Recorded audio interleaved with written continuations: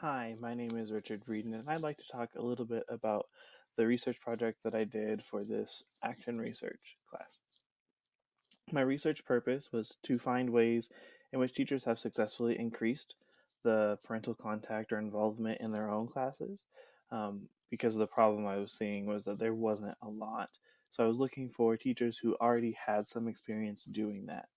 I also wanted to hear from parents, not just teachers, but parents to determine the existing barriers that exist that keep people from having more homeschool communication. And then I was looking for a way forward by using methods that work for both the parents and the teachers. So the problem statement, as I said, was that we know that parental involvement plays an important role in the academic success of a child, but unfortunately, parental involvement declines as the student advances throughout their schooling.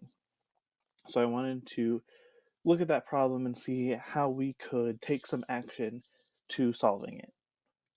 So my research question was, how can I modify my approaches to parental contact or involvement in order to increase student achievement in my own classroom?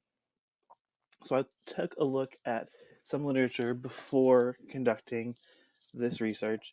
And the first thing I looked at, there were three categories. And the first one was the benefits of parental involvement, which was Crow from 2013. He says there are two possible causes for decline.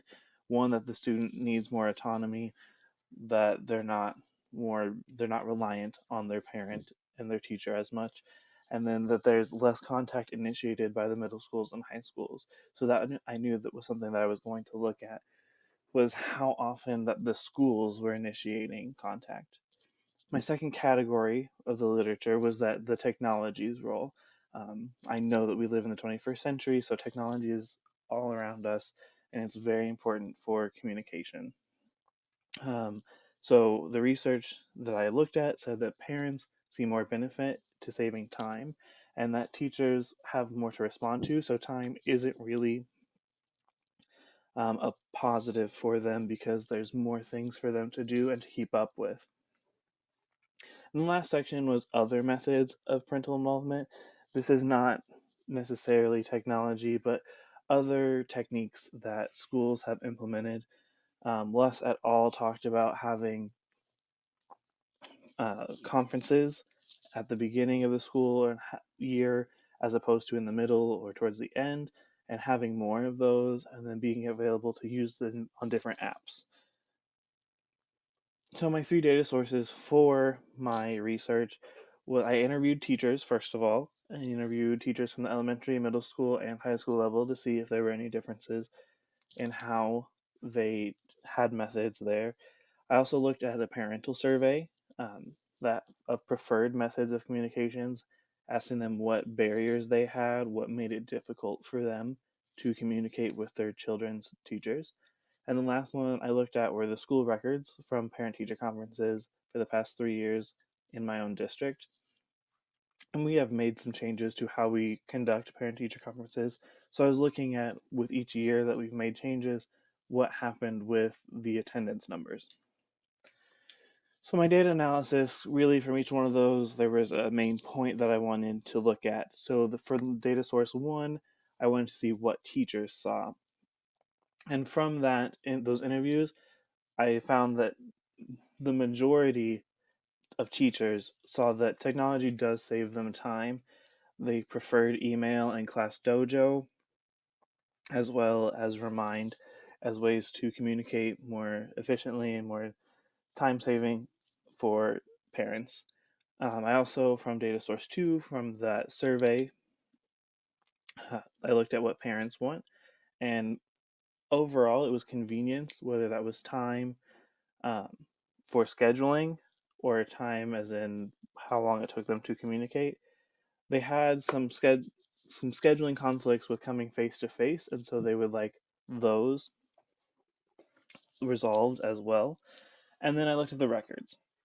The records show that you should contact everyone. We hadn't contacted everyone before in our first year, and we were only getting around 8%. But then we contacted everyone before our parent teacher conferences, and it jumped up to 30%. So the more contact that we have and the more widespread our contact is throughout the school, the more people are involved. So the future action, what do I want to do with this research? Is I want to drop some recommendations for future changes to be passed on to administrators in the district. So I want us to put this into use not only for myself, but something that we can do as a whole school. I want to implement some of those recommended methods back into my own classroom to check to see if they are really working. Now that I've got those opinions and the observations from teachers and parents, I want to kind of use that and see if those recommendations will work. So I want to contact parents more frequently through their preferred apps, like Class Dojo, that would be more in elementary. So for my level in the high school, something like Remind could be more beneficial. I also want to increase the number of conference opportunities between parents and teachers. I know that's not as highly thought of, um, not as anticipated for a lot of teachers who don't want to spend extra nights scheduling with parents. But if that's what parents want and that's what's going to increase our involvement, that will increase student achievement, I'm willing to do that. And then I want to involve students in future conferences and conversations. Of the parents surveyed, many of them said that their their student was not involved in the conferences, and something that the research showed was that the literature review showed was that when students are involved, there's a better connection between the family and the school in that dialogue. So, in conclusion, what I learned from this research is that we all want similar things. Parents and teachers and the administration that made those changes for Data Source 3, they all wanted more contact. They all wanted more communication between home and school. We just had to find ways that it'll work for all of us. What I learned about research in general is that research isn't only for people with doctorates.